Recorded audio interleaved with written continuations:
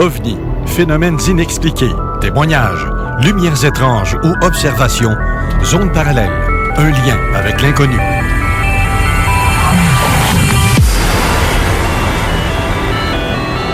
Visitez notre site web à l'adresse www.zoneparallèle.com.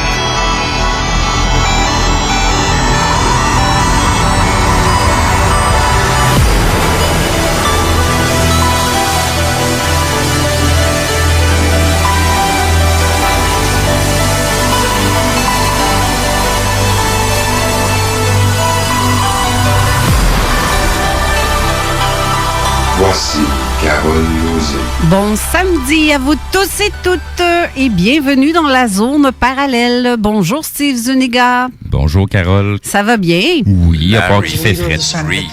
Hey, un peu. Il y a quelque chose qui vient de partir. J'ai pourtant mis un manuel. Un manuel dessus, puis il est parti pareil. Ah ben là, pas fin.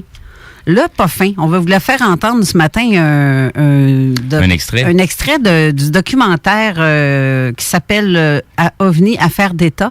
On vous a dit la semaine dernière qu'on vous ferait entendre quelques extraits, justement, puis on va faire un retour aussi avec René Chabot dans le courant de l'émission, peut-être vers midi et demi, dans ces coins-là, avec Elmira, pour la suite de son témoignage, parce qu'on n'a vraiment pas eu le temps de tout mettre. C'est fou, là. Exactement. Il y avait pas mal de trucs. Là, je vais aller publier, justement, les fameux livres qu'elle nous avait mentionnés. Donc, il y a eu des petits problèmes pour que les gens puissent avoir accès à ces livres-là. Donc, je vais faire la mise à jour au niveau de la page web de Zone Parallèle. Donc, pour les gens qui veulent aller s'abonner comme membre, vous allez pouvoir avoir accès à certaines informations de plus. Sinon, de façon publique, vous allez pouvoir quand même voir les livres et aller les lire par vous-même et vous faire une idée de son vécu. Oui. Très. Puis, on a fait quelques recherches, justement. On a fait de la traduction sur certains audios qu'on va vous faire entendre tantôt. On va faire entendre Larry Reid, le major général John Samford. Celui-là est en anglais. Oui. Pour ceux qui sont pas bilingues, là, j'ai fait une traduction qui va être disponible avec le podcast après l'émission. On a fait un petit texte. Tu as mis aussi les liens que tu vas mettre. Oui, c'est ça. J'ai fait des petites recherches au niveau de chacun des personnages duquel vous allez entendre des extraits. Il y a beaucoup d'informations et il y a beaucoup aussi c'est pas des idées nouvelles, mais c'est une façon de voir le phénomène ufologique au-delà de son taux, les boulons et ainsi de suite. C'est-à-dire qu'il y a une portée quand même spirituelle à tout ça, d'apprentissage. Il faut jamais oublier que l'être humain est ici pour évoluer par soi-même. Donc, on nous explique un petit peu quelles est ces approches-là au niveau de la spiritualité. On a Philippe Guillemant qui en parle. On a l'ancien colonel de Los Alamos, Monsieur Alexander. Donc, on a reporté ces extraits-là pour que vous puissiez les entendre. Sinon, on a mis le lien aussi du côté YouTube. Il y a quelqu'un qui a déjà posté le documentaire en entier. Donc, on vous fait parvenir le lien si vous voulez aller le voir par vous-même et vous faire par vous-même une idée sur le documentaire, qui est très intéressant, soit dit en passant.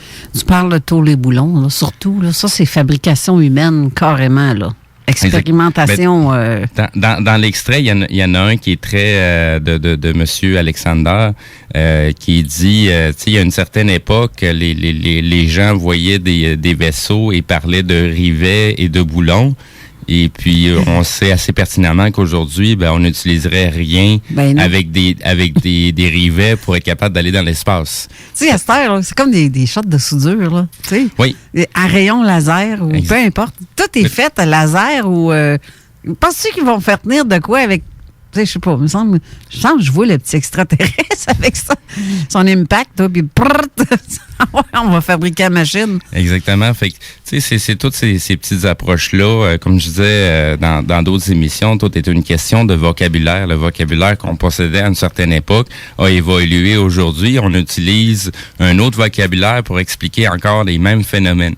Comme je disais dans d'autres émissions, c'est que, tu sais, à une certaine époque, les gens étaient très, très religieux. Donc, quand ils voyaient un phénomène, on parlait d'ange, on parlait de la Vierge, et ainsi de suite.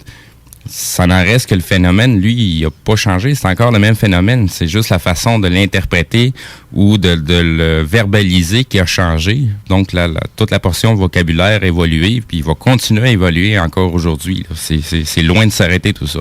Oui, c'est ça, en plein ça. Et salutations en passant à Mathieu qui nous dit « Salut, bonjour Carole et Steve ». Et en même temps aussi, Christian Pro, qui est un nouvel auditeur qui a découvert cette semaine l'émission grâce à justement Elmira. Il a trouvé ça extraordinaire comme témoignage. Puis tout le monde avait hâte d'entendre la suite. Puis, moi aussi. Je sais de quoi qu'on va parler ce matin, mais je veux pas brûler le punch, mais ça va être vraiment exceptionnel, là. Ça vous prend un esprit, mais vraiment ouvert pour comprendre. Ou même imaginer ce qu'elle va dire. Ça va être déjà bon. Exactement. Parce que ça prend une ouverture d'esprit pour comprendre tous ces concepts-là. Puis les messages, comme on a eu la semaine dernière, qui dit qu'on prend de la drogue solide, là, mais regarde, ceux-là, on vous floche. Regarde, si vous n'écoutez pas, vous n'aimez pas ce genre d'émission-là, pourquoi vous venez perdre votre temps à venir écouter l'émission si vous ne croyez pas à ça? Je trouve ça pathétique comme argument, parce que depuis le temps qu'on s'intéresse à ces sujets-là, excusez, mais c'est parce que c'est tellement pas la première fois que je l'entends. C'est rendu pour nous autres ridicule. Là. C'est vraiment manque d'arguments, manque de réflexion, manque de discernement. C'est toujours facile à l'idiot utile de dire n'importe quoi. T'as fumé du pot. Hey, bravo. Ouais, c'est ça. Quand ils ont commencé, ils ont rendu la drogue légale avec la SQDC, puis c'est là, regarde, pour moi, tu vas à la SQ aussi. On peut même reculer encore plus loin. Tout à l'heure, à l'autre émission, il parlait de complots et de petites choses qui se sont passées. À une certaine époque, il y a eu la révolution Love and Peace, et puis cette révolution-là a vu le jour à cause d'une entité publique qui a comme relâché une certaine loi qui s'appelait le LSD. Et puis ça, tu peux halluciner. Exactement, puis ça a été fait exprès pour un peu créer cette phase-là dans l'humanité, dans les humains, pour avoir une ouverture d'esprit, oui, mais en même temps, c'est que ça leur permettait de contrôler plus facilement les gens. Il y a beaucoup de propagande qui est en circulation. Puis si les gens font pas de recherche et s'en tiennent juste à ce qu'ils entendent, vous faites avoir carrément. C'est pour cette raison-là que dans l'émission, on vous dit souvent, on vous donne des mots-clés, on vous apporte des opinions, des idées, mais croyez-nous pas sur parole. C'est à vous à faire vos recherches, là. Ben oui. Si vous faites pas de recherche puis vous dites n'importe quoi, si vous choisissez de nous croire sur parole, c'est correct. Ça veut dire que vous faites confiance en ce qu'on vous dit. Mais sachez qu'on fait des recherches dans le sens jusqu'au fond avant de dire exactement, quelque chose. Sinon, je vais le dire. Moi, si je dis mon opinion, c'est pas parce que c'est mon opinion que c'est la vérité, mais des fois, si je parle, c'est parce qu'il y a de quoi que je sais de quoi je parle. C'est notre opinion en jour d'aujourd'hui. Ça se peut que la semaine prochaine, on va tomber sur autre chose, d'autres informations qui viennent soit étayer notre opinion, soit qui viennent la contredire. On ne laisse pas tomber pour autant. À un point de vue, il y a toujours 360 degrés. Puis il faut avoir au moins l'honnêteté d'esprit de faire le tour au complet avant de pouvoir se prononcer. Donc, quand on donne des opinions, on n'a peut-être pas fini encore de faire le tour, mais on est toujours en recherche, puis on s'arrête pas. On apprend tous les jours. On est tous en apprentissage. On est tous en apprentissage. C'est ça. C'est pour ça qu'on reçoit des témoignages, on reçoit des invités qui viennent nous en apprendre, comme que je salue d'ailleurs Daniel Letourneau qui nous écoute. Oui. Il nous en a appris une méchante tas aussi d'affaires. C'est pareil, comme le vécu de chacun apporte peut-être qu'il vient nous faire un petit déclic sur quelque chose qu'on croyait et ça nous apporte une confirmation comme quoi que c'est vraiment ça, je pense aussi, ou c'est ça que j'ai vécu, ou peu importe, comme René Chabot aussi, qui est là aussi, il est en attente de nous rejoindre tantôt.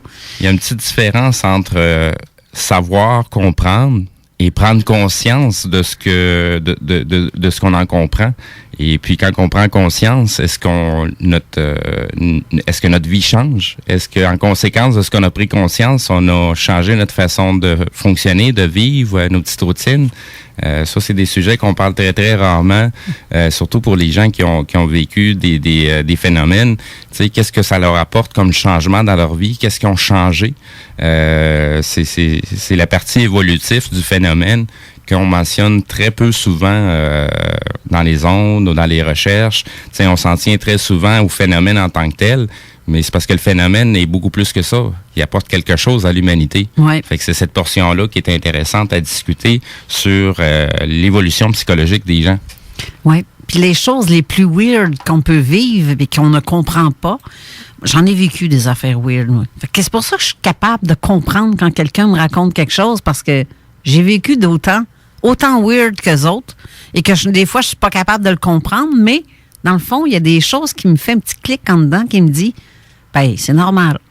Comme Ce qui est là, c'est normal. C'est comme si je m'attendais pas à ça, mais quand ça arrive, tu fais comme, ben oui, je le sais. Il n'y a pas de coïncidence dans tout ce qui nous arrive. Des fois, on va vivre un certain événement et quelques années plus tard, il y a quelqu'un qui va nous témoigner son vécu et ça va nous faire comprendre des choses que nous-mêmes, on a vécues. Un peu comme quand on avait reçu Daniel Letourneau, il y a des choses qui est venu expliquer que je le savais déjà, mais la prise en conscience et de la façon qu'il a véhiculé le message, ça m'a fait prendre conscience de certains aspects d'événements que j'avais vécu moi-même dans ma vie. Donc, c'est ça qui est intéressant, de pouvoir partager les vécus, partager les connaissances et de pouvoir continuer à évoluer en tant qu'être humain. Oui, c'est ça. C'est comme, en tout cas, je veux pas parler de mes cas, de mes affaires, là, mais j'en ai déjà parlé de toute façon. On en aurait pour des heures. Ben, c'est ça. Assoyez-vous, on va se faire un petit feu, puis on part. Mais, tu sais, les histoires de peur autour d'un feu, là, on va vous en créer des peurs. J'en ai eu peur une fois où est-ce que j'ai été traumatisée pour quasiment 10 ans, là. Mais tu sais, ça, ces affaires-là, ça a fait comme, ben voyons, d'où ça sort? Comment ça se fait que je vois ça? Pourquoi je vois pour que les autres ne le voient pas? Puis, tu sais, j'ai étudié ça. J'ai étudié, puis à force de voir ce qui peut se passer ou que d'autres personnes vivent les mêmes choses, je me dis, ouf, je suis pas folle. C'est toujours une question de sensibilité à ce qui nous entoure. Tu sais, il y a des gens qui vont remarquer la mouche qui passe devant eux ou à quelques mètres d'eux autres, puis il y en a d'autres qui vont voir passer un Boeing 747 à 10 pieds de leur tête, puis ils le verront pas passer parce que sont juste pas au même niveau de sensibilité. Tu sais, l'être humain, c'est comme une grosse antenne. Hein? Ça dépend comment il est tuné, qu'on va recevoir ou on ne recevra pas les messages. Parlant de mouches, t'as-tu vu passer cette semaine les snowbirds? Non, je les ai pas vus passer. Par contre, j'ai vu passer une quantité astronomique d'hélicoptères. Ah, ça, oui, moi aussi. C'est tous des hélicoptères militaires en formation, par groupe de 3. C'est leur façon de se promener un petit peu partout. Ouais. Mais là, on le voyait on les voyait passer une fois de temps en temps, dépendamment de ce qu'on disait à la radio. Ouais, c'est ça. Mais là, ça se promène un petit peu partout, là. Mais cette semaine, quand ça a passé, le monde disait, tu vas voir, vers 1h moins quart, qu'on s'est tous. Il y a une méchante gang qui se sont ramassés au parc, près de chez moi, qui a la vue sur le fleuve. On s'est dit, waouh, ces parcs de Québec, ça sera pas haut, il va être à 1000 pieds, 2000 pieds. Pas tout. J'avais l'impression de voir un moustique à 10 pieds de moi. Oui. Fait que c'est pas gros, là. Mais dans le fond, les snowbirds qu'on a vu passer, c'est des avions américains. Donc, l'espace aérien qui correspond au Canada, c'est entre telle et telle altitude. Passer une certaine altitude, c'est comme s'il serait dans des couloirs aériens internationaux. Fait pas un show si on voit rien. Je sais pas. Ouais, la seule chose, c'était une petite perte de gaz qu'ils ont fait. Un petit bout de fumée. Exactement. Ça a duré, même pas l'espace de mes 2 doigts collés ensemble, vu d'un bout de bras. Fait que c'est là qu'on a vu, ils sont là. On les entendait à peine. Puis on les voyait à peine. J'ai pris mon appareil photo pour essayer de les filmer, parce que je m'attendais à ce qu'ils soient plus bas. Je m'attendais à ce que le toupette me lève. Ça n'a pas été le cas pantoute, ou que les oreilles nous cillent, mais pas pantoute. Disons qu'on commence à s'ennuyer des festivals aériens à Québec. Là, pour y avoir été à plusieurs années, à plusieurs reprises. Il y a même une année où j'habitais à l'ancienne Lorette, juste à côté de l'aéroport. Et ça défrise. C'est vraiment... Ben oui. C'est la première fois que je me payais pas un billet pour y aller. Je me suis installé sur la toiture de la maison pour regarder ça. C'était vraiment débile et malade. Mais, hein, puis c'est quand tu sais, t'es venir, puis tu viens de t'énerver parce que c'est le fun, le son, le feeling que ça fait. Oui. Mais là, le feeling, là, regarde, il n'y a pas un qui les oreilles ont scellé certains, là. Ben, l'objectif était surtout on est là, on est présent. Oui, sauf que t'es là, mais de loin en colique. Parce que, je te le dis, j'avais l'impression de voir un moustique à 10 pieds de moi. C'est tellement petit, là. Puis c'est parce que le soleil a reflété dessus à un moment donné, parce que je les voyais même pas. Non, c'est ça. Ben, surtout en plus que on voit de moins en moins d'avions dans les airs. Il y en a pas beaucoup. Fait que quand on en voit un, ben on peut les confondre aussi avec d'autres phénomènes. Peut-être que juste un peu avant Québec, oui, il était plus bas. Mais on s'est mis à monter à partir de Québec, j'ai l'impression, parce que rendu vis-à-vis Sainte-Croix, oublie ça, là. Mais c'est entre Sainte-Croix et Donnacona qui ont fait un petit pet. Un petit coucou. C'est ça. Puis, oups, peut-être fini. Déjà? Ah ben, je me suis déplacée ici pour rien. Là. Pour le peu de temps, tu sais, pour les peu de fois, je m'étais dit, j'avais hâte de les voir pour pouvoir les filmer, puis je me suis fait avoir. J'avais quelqu'un chez nous pour rester avec ma mère, heureusement. Parce que sinon, regarde, j'aurais perdu mon temps. J'ai perdu mon temps pareil, remarque. Là. Moi, ça m'a fait prendre l'air, puis c'est tout. Il faut qu'on en profite dans ce temps-là. Oui, c'est ça. Puis j'ai vu du monde. Ben oui, il y a du monde dans les rues qui se promènent. Ben oui, mais c'est dans rare, le parc, hein? le parc était rempli de gens pour venir voir l'événement, puis tout le monde était déçu. C'est la même chose. Ben, tu sais, parlant de parc, tu sais, je me promène souvent à Ville de Québec, là, depuis que le confinement est commencé. Ben, moi, j'ai pas arrêté de sortir. Je fais partie des métiers, des services essentiels. Donc, tu sais, je me promène dans la ville, puis il y a plein d'endroits, là, les parcs, là, c'est plein, là. Les stationnements sont bondés, les gens vont prendre des marches. Tu sais, fait que la vie continue, la vie s'est pas arrêtée pour autant, puis ben il y a plein de monde qui sont réveillés aussi, puis qu'ils prennent leurs décisions tout seuls comme des grands garçons ou des grandes madames. Ben, je t'ai-tu compté ça que la police est venue chez nous? L'as-tu déjà compté à la radio? Non. Non, je l'ai pas compté à la radio. Non, Ben oui, non, parce non, qu'il y a du monde qui venait chez nous, parce que ma mère a été quand même malade ça demandait beaucoup de soins. Et étant donné qu'on pouvait pas aller à l'hôpital parce que, ben c'est ça, à cause du confinement, puis à cause du supposé nombre épouvantable de cas dans les hôpitaux qui étaient presque vides à l'époque. Mais il disait de pas y aller pareil. Fait qu'on y a pas été. Mais il a fallu que je garde ma mère à la maison et donner les soins à la maison comme un médecin. Donc, j'avais les médecins qui venaient, les infirmières, les préposés, les auxiliaires, etc. Et ma famille qui venait me donner un coup de main parce que toute seule, je pouvais pas faire ça. Vraiment pas, parce que ma mère ne se levait plus. Il y avait plus de fil. Là. Le courant était coupé là, complètement en haut, là, à l'étage. Fait que tu te dis, t'as pas le choix, là. Elle peut pas se lever, elle pouvait même pas penser. Dans le fond, elle était vraiment plus là, là. Ouais, c'est son autonomie qui vient d'en prendre un coup. Hey, ça a été une semaine, mais crée-le pas, j'étais ici, à la radio. Il y a quelqu'un dans mon voisinage qui a appelé la police pour dire qu'il y avait beaucoup trop de monde chez nous, puis que c'était dans le coin de Pâques que c'est arrivé, ça. Puis beaucoup trop de monde, donc la police a débarqué, mais sauf que moi, je sors de la radio. C'est mes 2 sœurs qui sont là parce qu'il fallait être 2 pour s'occuper d'elles. Donc, mes 2 sœurs étaient là pour me remplacer. Puis, d'habitude, regarde, imagine-toi que la police débarque, toi, puis ding-dong, ça a l'air que c'est le gros party ici. Ben oui, venez donc dans la chambre, on va aller voir ma mère.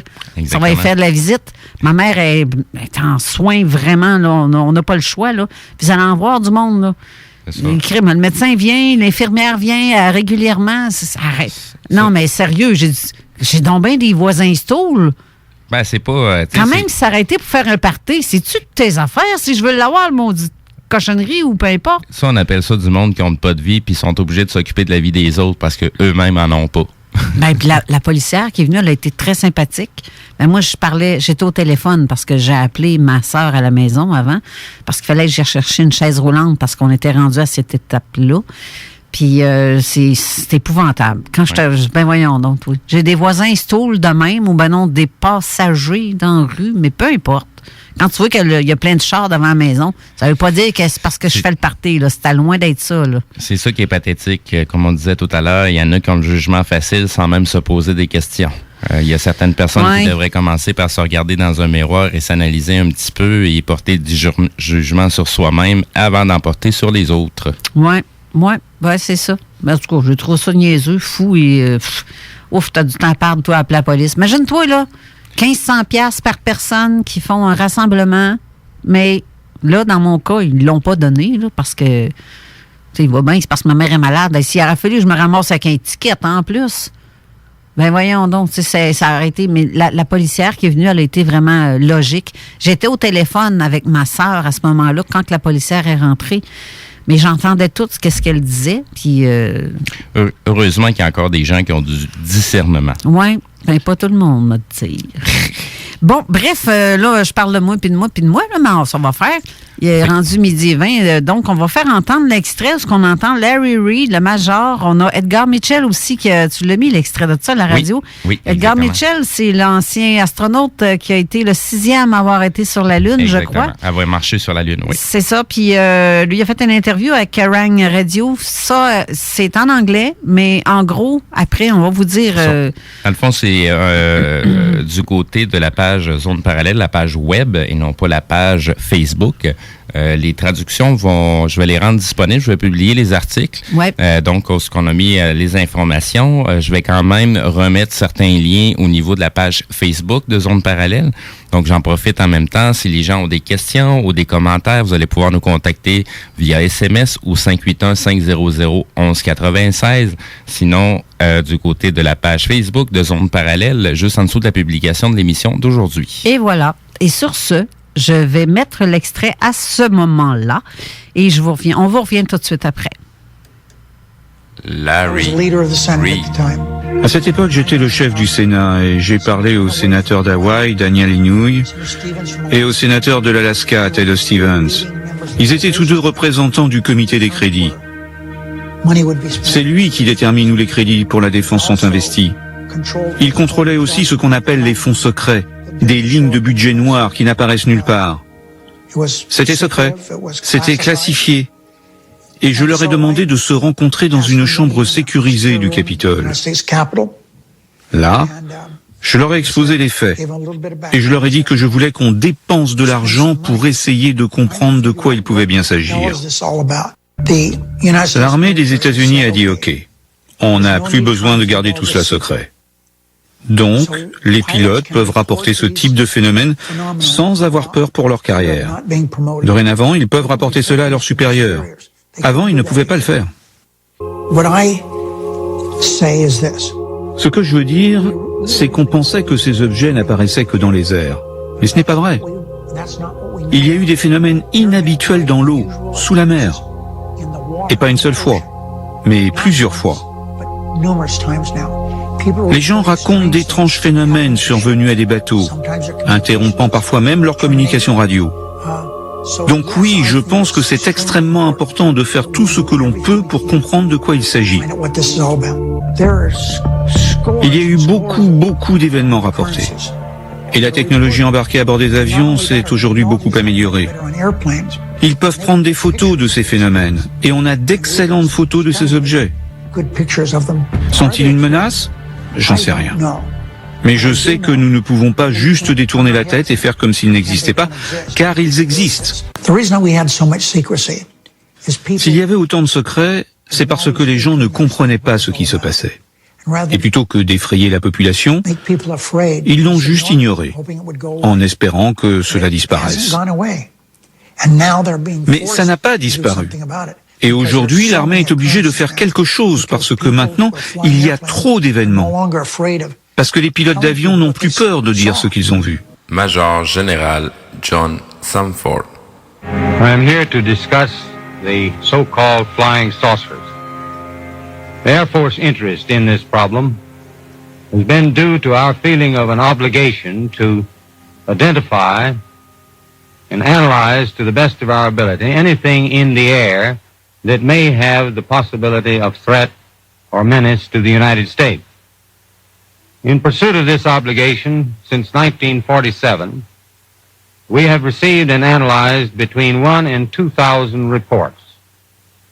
However, there have been a certain percentage of this volume of reports that have been made by credible observers of relatively incredible things. It is this group of observations that we now are attempting to resolve. Alain Juillet. Ma conviction personnelle, c'est, vous savez, ce sont des théories hermétistes et ésotériques, mais elles remontent à l'origine du monde. Hein. On les retrouve dans les civilisations anciennes, on les retrouve partout, et pas seulement pas en Europe ou en Égypte ou ailleurs, mais partout on retrouve la même chose. à dire que les gens vous disent il y a plusieurs mondes en définitive qui sont parallèles et qui sont juste l'un à côté l'un de l'autre. Il n'y a pas que notre monde à nous, le monde que nous percevons nous n'est pas le seul monde. Il y a plusieurs mondes qui s'interpénètrent. Après tout, c'est aussi la possibilité d'être quelque chose qui sort d'un autre monde et qui interpénètre le nôtre à un moment donné et pour un moment très court. Ça, c'est parfaitement possible. Philippe Guillemin. Je pense qu'on ne peut pas comprendre le phénomène OVNI si on ne remet pas en question totalement la nature de la réalité telle qu'on a l'habitude de le concevoir. Le temps, l'espace et la matière n'existent pas en réalité telles qu'on les perçoit. Ce sont des constructions de la conscience à partir d'un champ d'information immensément plus vaste que ce qu'il est coutume d'appeler la matière ou l'espace-temps. Colonel John B. Alexander. Selon moi, il y a une interrelation entre tout et entre bien des phénomènes. Et un des problèmes quand on étudie les ovnis, c'est qu'on a tendance à isoler les paramètres prématurément. Comme vous le savez, je me suis intéressé aux expériences de mort imminente. J'ai fait un doctorat sous la direction du docteur Elizabeth Kubler-Ross. J'ai été impliqué dans la visualisation à distance, dans la psychokinèse, la marche au feu, la cryptozoologie, peu importe le domaine. J'ai travaillé avec beaucoup de chamans dans le monde. Selon moi, ces choses sont interreliées et la conscience humaine en fait partie. Oui, on rentre dans la spiritualité. Et quand on mélange science et spiritualité, ça rend les gens très nerveux. David Fravard. Tout d'abord, ça n'avait pas d'aile, donc on a pensé que c'était un hélicoptère, mais il n'y avait pas de souffle, du rotor sur l'eau, pas de rotor. C'était extrêmement abrupt, comme une balle de ping-pong qui rebondit sur un mur et change de direction. Et sa capacité de planer au-dessus de l'eau, puis de repartir à la verticale de 0 à plus de 12 000 pieds, puis d'accélérer en moins de 2 secondes et de disparaître, c'est quelque chose que je n'ai jamais vu de ma vie. Je crois, comme les autres témoins de ce phénomène, qui ont vu l'objet ce jour-là, qu'il s'agit de quelque chose qui ne vient pas de notre monde. Edgar Mitchell. I happen to be privileged enough to be in on the fact that we have been visited on this planet. And the UFO phenomenon is real, although it's been covered up by our governments for quite a long time. Whoa! Hang on a minute. Well, this is big. Whoa! This is all of this is quite a shock to me. Well, I'm sorry you haven't been reading the papers recently. It's starting to open up quite a bit. So you're telling me? Well, there's a lot of information to take on board. Hang on a minute. I mean, listen. I've heard. Crazy UFO nuts tell me this kind of thing before. I've never had Dr. Ed Mitchell, the sixth man to walk on the moon, a respected scientist in his own right, announce to me that we've been visited by aliens from other planets and that they definitely are out there. There's no debating it. Well, that's the first time you've ever talked to me, or I've told you about it before. Paul Elia. Pendant la guerre froide en 1961, il y a eu environ 15 ovnis en formation qui ont volé de la Russie vers l'Europe et le commandant suprême des Alliés était très inquiet. Et dans les deux camps, on était prêt à déclencher l'arme nucléaire. Et puis les ovnis ont changé de direction pour retourner vers le pôle Nord. Donc ils ont décidé de faire une enquête qui a duré 3 ans et ils ont découvert qu'au moins 4 espèces différentes d'extraterrestres ont visité la Terre depuis des milliers d'années. Donc nous avons une longue histoire avec les ovnis et il y a eu une augmentation de leur activité depuis des dizaines d'années, depuis que nous avons inventé en fait la bombe atomique. Ils sont très inquiets sur le fait que nous pourrions l'utiliser à nouveau parce que l'ensemble du cosmos est connecté et cela ne nous affecte pas seulement nous, mais d'autres entités dans le cosmos. Et ils ont très peur qu'on puisse être suffisamment stupide pour utiliser à nouveau les armes nucléaires et ce serait très mauvais pour nous, mais pour eux également.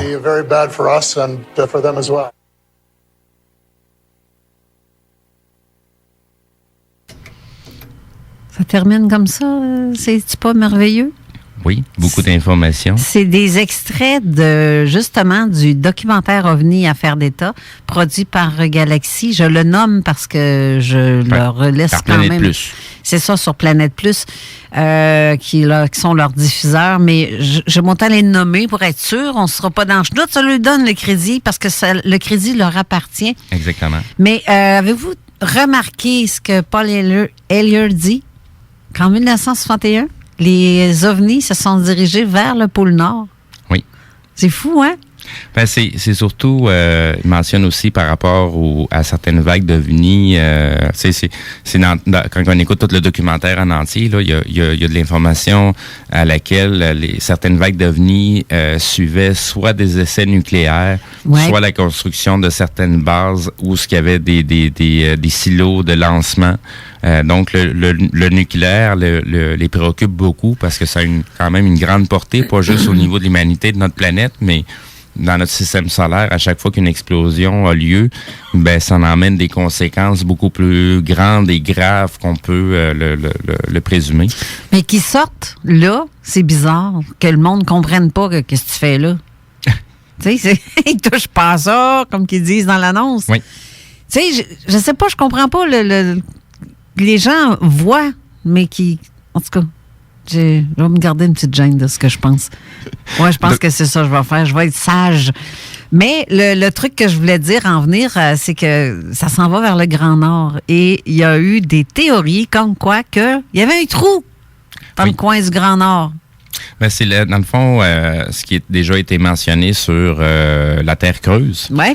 Donc il y aurait une entrée du côté pôle Nord, une entrée du côté pôle Sud. Ouais, où ce qu'ils nous disent qu'on ne doit pas y aller là. Non, c'est ça. On en parle souvent, mais on peut pas y aller. Il y a que des gens qui ont un certain statut qui peuvent se rendre à ces endroits-là. Ouais. Il y a très peu de photos qui est disponibles de ces secteurs-là. Quelques-unes, oui, mais pas beaucoup. Ben, c'est comme le monsieur qui était dans l'armée marine, je pense, qui ont été là avec leur sous-marin ou un bateau. Oui, je sais pas quoi, l'amiral Byrd. Oui, c'est cela. Ça, c'est suite à la Deuxième Guerre mondiale. Ouais. Puis pour une petite excursion, il y avait pas mal de bâtiments qui se sont déplacés pour aller dans ce secteur-là.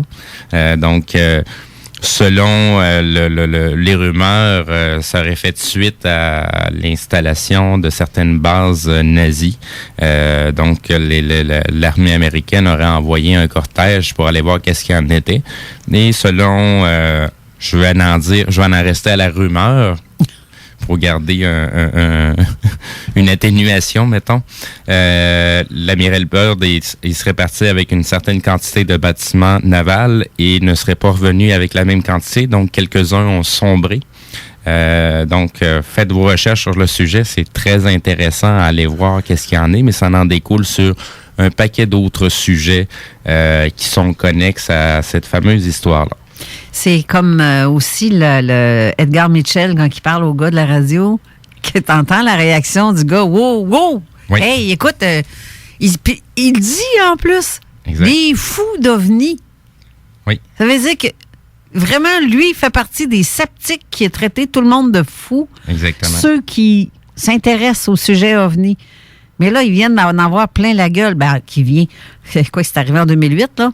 Il y en a eu plein la gueule en 2008. Parce que là, il se fait dire par un scientifique et très crédible, parce que c'est un astronaute. Oui, bien, Edgar Mitchell, à la base, c'est un monsieur qui a un doctorat. Ouais, il a étudié dans un domaine très spécifique et c'est ce qui lui a permis de se rendre au programme spatial de la NASA. Soit dit en passant, le programme spatial de la NASA a été quand même échafaudé par certains nazis qui ont été transférés en Amérique, comme comment il s'appelle donc? Celui qui a fait le programme de roquettes, c'est ce qui a permis justement de pouvoir faire le lancement les premières navettes Apollo. Okay. Le nom va me revenir, mais bref, il y a beaucoup de choses qui sont, on va dire, une coïncidence. Ouais, on va appeler ça de même, juste pour le fun.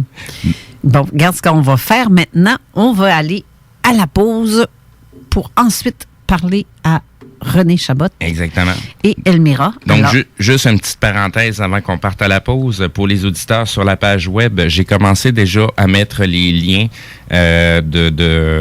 qui font référence, dans le fond, au documentaire.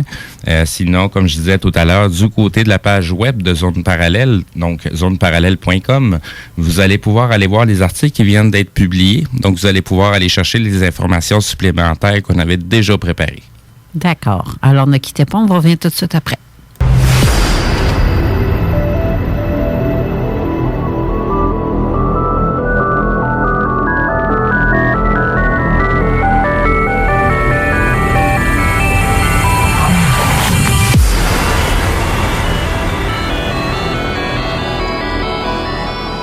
De retour en studio avec Steve Zuniga et moi-même, Carole Lauzé. C'est comme qui vous dit Steve tantôt, zoneparallèle.com, c'est la page web de Zone et non par Facebook, que Steve a mis justement des liens dans les commentaires que vous puissiez voir certains...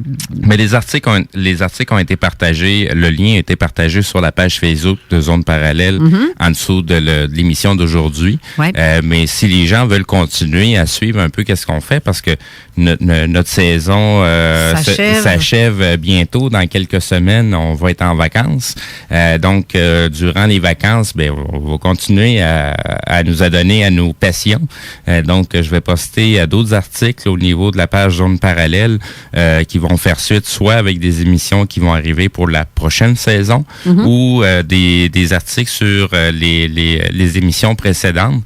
Il y a certains trucs qui ont été un petit peu plus approfondis, donc on va faire des petites mises à jour de ce côté-là. Oui. Donc, on invite les auditeurs qui veulent aller nous suivre du côté de la page web de zoneparallèle.com. Vous allez pouvoir aller voir nos blogs, nos informations qu'on est en train qu'on va partager sur la page directement. Donc, les gens peuvent soit devenir membres. Oui, il faut qu'ils soient membres pour pouvoir participer au chat. Exactement. Parce qu'on veut mettre ça aussi par... des fois, les questions, au lieu de passer par Facebook, il se peut qu'à un moment donné, Facebook plante tellement souvent qu'on ne veut plus l'utiliser. Non, c'est ça. C'est surtout avec le côté censure de Facebook que ça commence aussi à devenir, à dépasser un petit peu l'entendement. Tu sais, c'est une plateforme que, bon, elle a son utilité, mais pour ce que nous, on veut faire, on va tranquillement, pas vite, transférer vers le côté chat de la page web de Zone Parallèle. Donc, pour l'instant, on va s'en tenir à faire des tests. Ça se peut que ça va bien fonctionner, ça se peut que ça fonctionnera pas. On va tout faire pour mettre ça en œuvre pour la prochaine saison, qu'on puisse communiquer directement via chat durant les émissions live. Donc, on va mettre de plus en plus d'articles et de documentation à cet endroit-là. Donc, les gens vont quand même avoir un lien qui va se faire avec la page de Zone Parallèle sur Facebook, mais majoritairement, les articles vont être publiés directement sur la page zoneparallèle.com. Sinon, du côté CGMD, vous allez avoir quand même accès à tous les podcasts des émissions de Zone Parallèle. Il y a encore plein d'informations que les gens ont peut-être pas écoutées encore, mais qui ont déjà été parlées en émission. Justement, on a reçu beaucoup de messages qui disent où est-ce qu'il est le livre d'Elmira. Bien, justement, on l'a retranscrit, on l'a mis sur zoneparallèle.com, donc vous allez pouvoir le voir là. Ça ne nous sert rien de le mettre en commentaire, ça ne s'ouvre pas, c'est trop lourd. Le fichier n'est pas mettable, si on veut, là-dessus. En tout cas, difficilement. Puis de toute façon, avec Facebook qui nous enlève tout, garde, on va se garder une gêne, mettons, sur Facebook. On va essayer plutôt de partager les trucs sur Zone Parallèle, puis c'est tout. Et l'entièreté du texte est dessus. Oui. Fait qu'après l'émission, ceux qui veulent avoir tout son récit, ben il est écrit, il est là, disponible Exactement. là-dessus. Donc, comme je disais, le lien est déjà posté. C'est écrit zoneparallèle.com et juste en dessous, c'est écrit livre avec un S, Elmira. Oui, puis là, il y a du monde qui attend impatiemment le retour d'Elmira et de René Chabot parce que ils sont au téléphone, justement. Je viens d'ouvrir la ligne, leur micro. Donc, bonjour les amis. Allô? Bonjour. Ça va bien? Oui, vous autres. Oui, grosse semaine à toi, Elmira. Est-ce que tu as eu beaucoup de questions en privé suite à la première émission? Ben, pas beaucoup, mais tu sais, je lis aussi sur Facebook, je fais de la divulgation aussi. Alors, je partage des articles qui sont en accord avec ce que je pense. Alors, on continue à divulguer tranquillement, là, comme ça, pour que les gens s'éveillent. Puis aujourd'hui, ben ça va être un autre type d'éveil, plus qui a rapport à la spiritualité, en tout cas les zones parallèles là, qui nous sont occultées depuis toujours. Alors, je vais faire un petit peu plus de lumière là-dessus là, aujourd'hui. Et continuer aussi là, mon récit. Là, je suis rendue à ma 2e et demie. On a parlé de beaucoup de choses la semaine dernière, mais on n'a pas fait la moitié là, de ce que je voulais dire. Alors, on va essayer de passer à travers là, cette semaine. Ben, regarde, on va faire un petit rappel de la dernière chose de ce dont tu as parlé. Parce que je pense qu'on n'a pas eu le temps d'en parler au complet non plus. Tu parlais des bases souterraines. Oui, c'est ça. Avec les trains à haute vitesse, etc. Oui. Là, on va repartir avec cette idée-là parce que, vu que tu n'as pas tout dit, pour mettre en perspective l'histoire, pour ceux qui ont manqué une partie de la première émission, ça commence comment? Et on t'est rendu là. Bon, mais parlais de comment est-ce que tu as fait pour te ramasser là ou de voir ça? OK. Alors, suite à ma première expérience de mort imminente, mes pouvoirs psychiques se sont développés là davantage.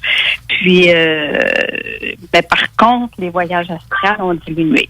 Mais s'il y en avait un là qu'il fallait que je raconte, c'était bien celui-ci là, mon voyage là à l'intérieur d'une base secrète. Celle-là, je ne sais pas où elle était située parce que je me suis rendue directement à l'intérieur là, de cette base-là, qui était occupée là, par plusieurs militaires. Puis, il y avait aussi des personnes là, qui étaient, j'ai l'impression, qui avaient été comme enlevées puis rendues là contre leur volonté parce que ils semblaient là très résignés. Ils étaient tous en rang, là, puis en tout cas, il n'y avait pas le choix d'obéir aux ordres parce que les militaires qui étaient là, ils étaient très affairés, puis ça se dépêchait, puis il y avait des départs peut-être pour d'autres bases souterraines, parce que moi j'ai eu comme l'impression que cette base-là, c'était une des principales, c'était comme une plaque tournante là, qui se rendait là, dans un petit peu partout là, dans n'importe quelle base, parce qu'elle était immense. Donc, elle était vraiment immense. T'avais-tu l'impression que les gens étaient comme des moutons à l'attente? Oui. Hey, moi, ça me fait penser quand tu vas au Walmart, tu fais la ligne dehors, là, puis tout le monde à 6 pieds, puis t'as pas le choix, faut que tu suives la règle, puis t'avais-tu l'impression que ça ressemblait à ça? Ah oui. Puis je trouvais ça triste de voir ça parce qu'ils ne pouvaient pas rien dire, puis ça parlait pas, puis il n'y avait pas le choix de rentrer dans le rang, puis c'était ça, là. Puis moi, j'ai voulu en savoir plus, puis j'ai découvert là, qu'il y avait comme un ascenseur là, qui se rendait là, dans les profondeurs de la base parce qu'il y avait plusieurs étages là, souterrains. Puis c'était les hauts dirigeants de la base là, qui avaient un grade là, supérieur là, très spécifique, là, qu'il y en avait peut-être 2, 3 là, qui savaient vraiment ce qui se passait là, au fin fond là, de la base. Alors moi, je voulais en savoir plus. OK. Te souviens-tu de comment ces êtres-là, c'est l'armée, tu dis, une base militaire, comment ils étaient habillés? Est-ce qu'ils étaient tous habillés de la même couleur? Oui, mais je ne sais pas quelle couleur, mais c'était des uniformes, ça avait l'air d'être uni. C'était pas comme les uniformes d'armée là, qu'on connaît aujourd'hui, là, c'était un autre type d'uniforme. Puis il y en avait quand même plusieurs là, qui étaient là, puis qui checkaient là, les gens là, qui étaient là en milieu de force. Là, OK. Genre, c'est dans le genre comme une chienne, là, les chiennes mais orange comme les prisonniers, là, genre, mais d'une autre couleur que j'imagine. Oui, c'est ça. OK. Ouais. Peut-être comme gris ou bleu. je suis pas trop sûre, là, parce que c'était quand même assez sombre. Est-ce que tu voyais des logos? Très grand. Est-ce que tu voyais des logos sur leur... Je me souviens pas de ça, par contre. Okay. Je regardais la scène plus comme de loin, un peu comme au plafond, si on veut, là. Puis là, je checkais ça, puis les trains qui étaient là, puis il y avait comme des espèces de hangars. Je sais pas si c'était des vaisseaux qui étaient cachés là. Parce que, en tout cas, moi, j'ai eu l'impression là, qu'ils s'apprêtaient là, à répartir ces gens-là dans différentes directions, là, différentes bases ou différents départs, soit sur d'autres planètes ou ailleurs, là, je sais pas. Mais là, on s'entend que tu étais en mode astral à ce moment-là quand tu es là. Pas physiquement, c'est ça? Astral? Non, j'étais pas physiquement. Parce qu'en voyage astral, on peut ressentir un petit peu notre corps astral. Tandis que quand je faisais des voyages, des visions à distance, je ressentais pas mon corps là, astral. C'était uniquement la conscience. Puis moi, je suis arrivée là d'un coup sec, là. C'est comme si ma conscience m'a emmené là direct me montrer quelque chose qu'il fallait que je vois. Puis c'est ça. Puis là, j'ai eu comme l'idée là d'aller voir les profondeurs de la base. Fait que là, moi, je me suis souvenu de mon enlèvement là, à 5 ans que les êtres E.T. là, que j'avais rencontrés, ils étaient en mesure de suivre mon énergie psychique, mon corps astral, ou soit ma conscience, un ou l'autre, là. Ils sont en mesure de détecter ça, alors ils pouvaient me suivre. Fait que moi, je me suis souvenu de ça. Fait que là, je me suis dit, si je me retrouve face à face avec les êtres qui sont là, ils vont me suivre, puis ils vont me repérer, puis ils vont venir me chercher pour m'emmener là. Fait que ça me tentait pas en tout. Fait que je me suis mis sur le toit de l'ascenseur, puis là, ça a commencé à descendre. C'est parce qu'il y avait quelqu'un qui avait appelé l'ascenseur en bas, là. Fait que ça descendait, là, c'était un méchant temps, là, en chute libre. Fait que là, je me suis dit, là, s'ils me voient, ils vont me repérer mon énergie, puis ils vont suivre ma trace là, jusqu'à chez nous. T'avais-tu l'impression, justement, qu'ils t'avaient ressenti? Ben, j'ai comme... ça descendait tellement, j'ai comme l'impression qu'on va être descendu une 60aine d'étages. Fait que je me suis pas rendue à 30e, là, tu sais. Fait que là, je me suis rappelé ça. Fait que là, j'ai sacré mon cœur, j'ai pris les jambes à mon cou, comme on dit. Puis je me suis dit, non, je reste pas ici. Puis je suis sortie de là. C'est pour ça que ça descende aussi vite que ça en chute libre, là, parce qu'elle était immense, la base. Puis pour que ça soit aussi creux que ça, c'est parce que la technologie était comme super avancée. C'est vraiment, là, que ça soit aussi creux. Puis, en tout cas, j'ai l'impression que le monde qui sont emmenés là contre le gré, ils servent d'esclaves pour les travaux là, qui sont faits en catimini parmi la population là, terrienne. Là, fait que, ils en ont besoin un peu partout, là, des esclaves, là, que ce soit ici ou ailleurs, ou à la Lune, je sais pas.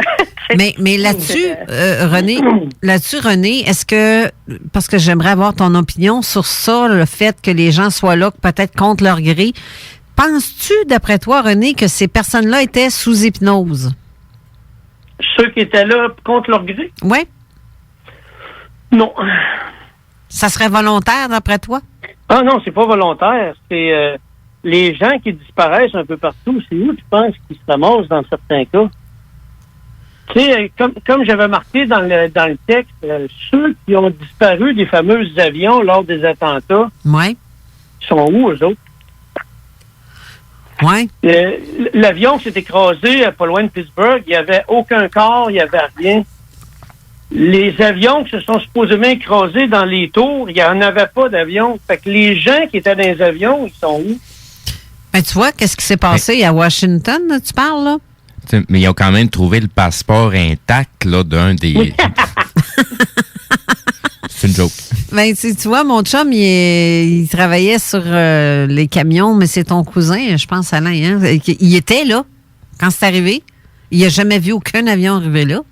Ben non. C'est comme un missile qu'il a vu arriver, pas, je pense aussi.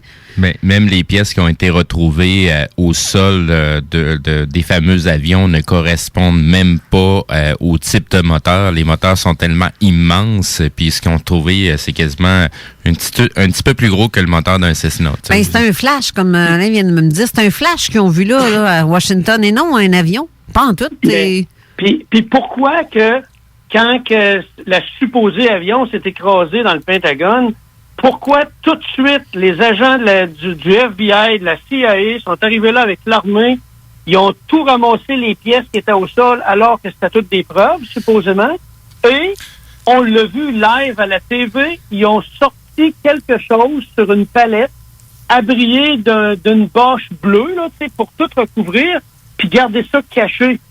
C'est quoi qu'ils ont sorti caché comme ça? Ça se trouve même pas des corps. Pourquoi le sortir caché? Si c'est des terroristes qui ont fait ça, pourquoi tu sors cet objet-là strappé sur une palette, caché sous une bâche bleue? Oui, hein? C'est pas normal. Mais je me suis les gens qui étaient dans les avions qui ont disparu sont rendus où, ces gens-là? Je vais faire mon avocat du diable en même temps, vu qu'on parle du cas du Pentagone, l'avion qui s'est écrasé là-dessus. Tout le monde parle de l'avion, de l'écrasement de les pièces, mais il n'y a pas grand monde qui pose la question, dans le coin où ça a explosé, dans le Pentagone, il se passait quoi comme service à cet endroit-là? Ça, c'est la vraie question à se poser. Comment ça se fait que ça a pété là? Puis qu'est-ce qui se passait là pour que ça pète? Oui, selon ce qui est dit, c'est que c'est un endroit qui était en rénovation puis il n'y avait pas grand monde à cet endroit-là. Oui, mais en tout cas, il y a certains documents qui ont été déclassifiés il n'y a pas très, très longtemps et qui en parlent un petit peu plus sur ce sujet et qu'est-ce qui se passait à cet endroit-là. C'est un peu comme le bâtiment numéro 7 qui était la base secrète de la CIA illégale aux États-Unis. Là. Ben, c'était, dans le fond, par rapport à comment il s'appelle, dans le monsieur Rumsfeld, les projets secrets, ils ont perdu une coupelle de millions d'argent. Là, ils ont perdu la trace où ce que c'était parti et c'était à l'endroit où ils pouvaient retrouver des informations qui divulguaient tout ça. Ça, c'est comme l'avion avec les scientifiques chinois de toutes les races. Là. Il y en avait des Canadiens là-dedans qui a disparu en... Tu sais, qui n'ont jamais retrouvé le body, là, nulle part. Et c'est comme ça fait 2 ans là, de ça, je pense. Environ. Mais c'est vrai, où est-ce qu'ils vont, ce monde-là? S'ils sont disparus, puis qu'ils n'ont jamais retrouvé les carlingues, rien, mais rien voilà. Du tout. Et voilà. Est-ce que c'est ces gens-là qu'Elmira a pu voir? Probablement que ça peut être ça. Ça a bien du sens. C'est bien des choses. Ben oui. ça a bien du sens. Ou les personnes qui... Mais 40 dans les autres sujets, vous allez comprendre encore plus. Alors, continuons sur le sujet. Oui, ça m'énerve. Oui.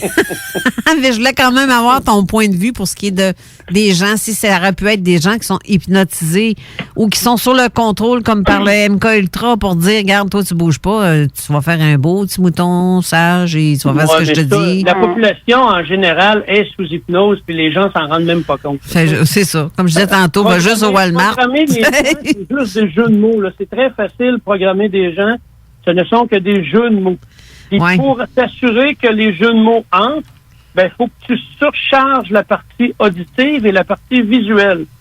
Quand tu vois des annonces publicitaires ou quand tu vois des émissions ou des vidéos de gens qui font de la musique, les images passent une image à chaque seconde et même moins qui vient surcharger ton côté visuel.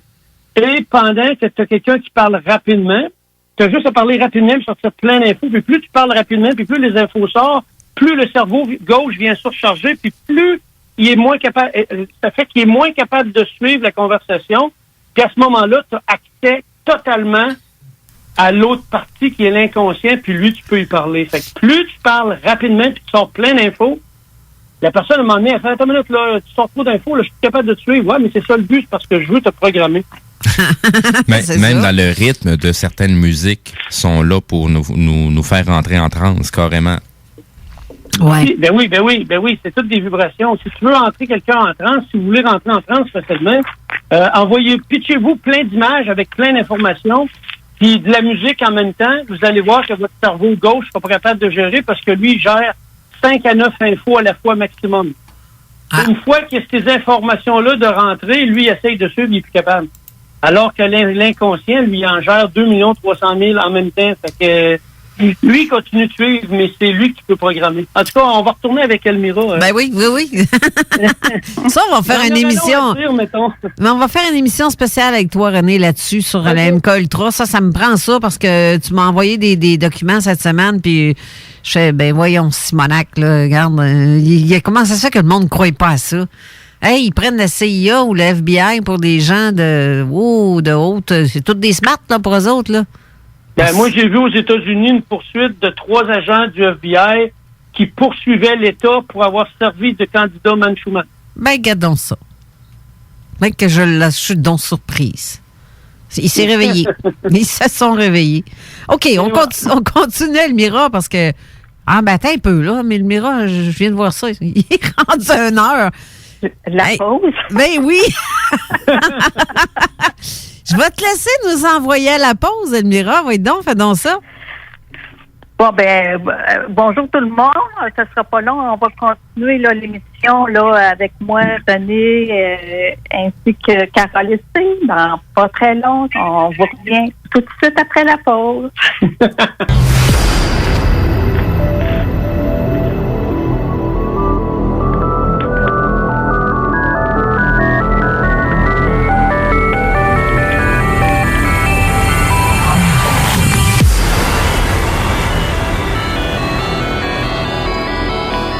De retour en studio avec Steve Zuniga et je viens de me rendre compte, René et Elmira, que votre micro reste ouvert tout le long de la publicité. J'espère que vous vous êtes pas parlé. J'ai pas entendu, par contre, remarque. Non.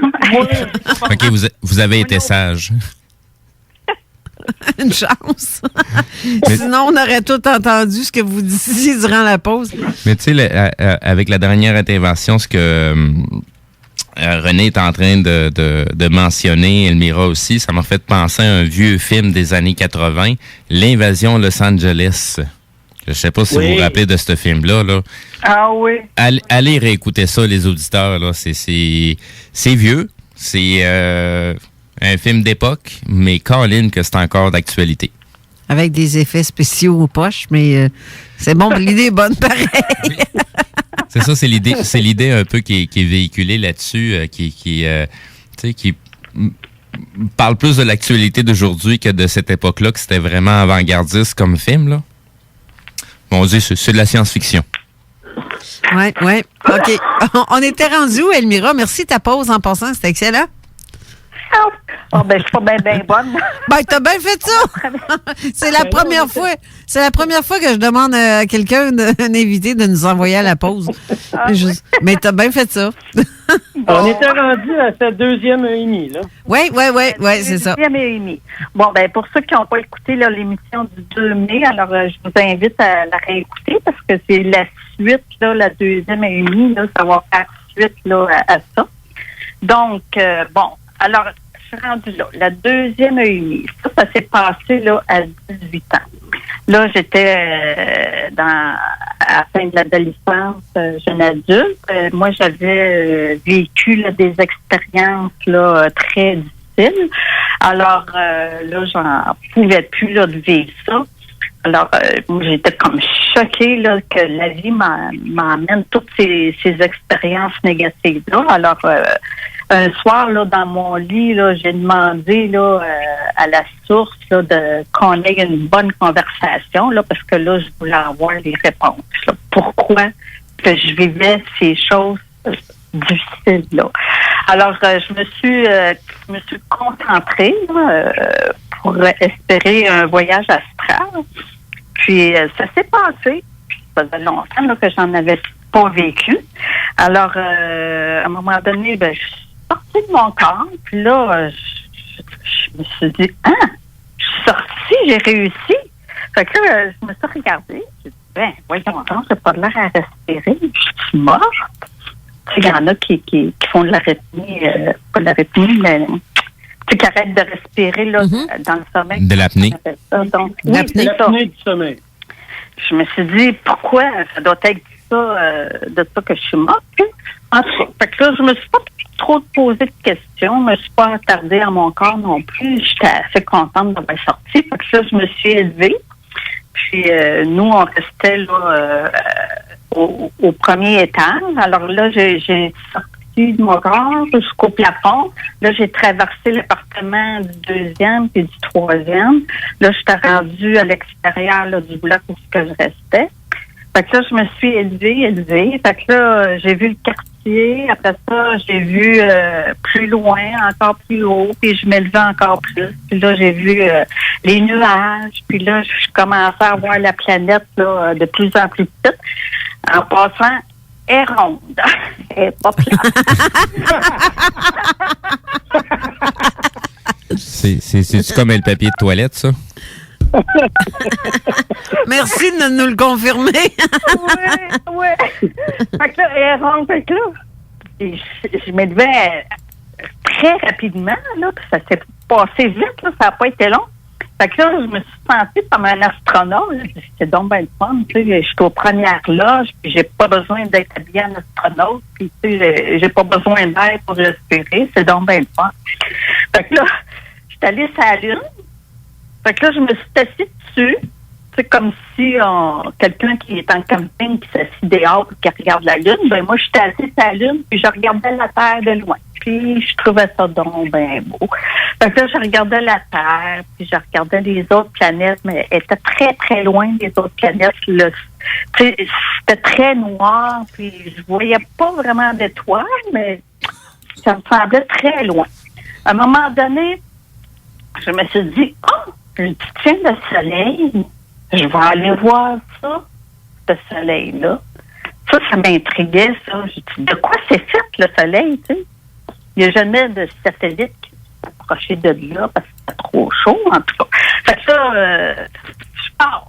Fait que là, je m'en vais en direction du soleil. Fait que là, ça va vite, ça. C'est en voyage astral ou en décorporation, on peut voyager là, à vitesse de la pensée. Là. C'est vraiment rapide. Fait que là, je me suis rendue sur le soleil, puis c'était super clair. Puis à un moment donné, je me ramasse dans un vortex. Le soleil, là, c'est comme une entrée ou une sortie de la matrice, en tout cas.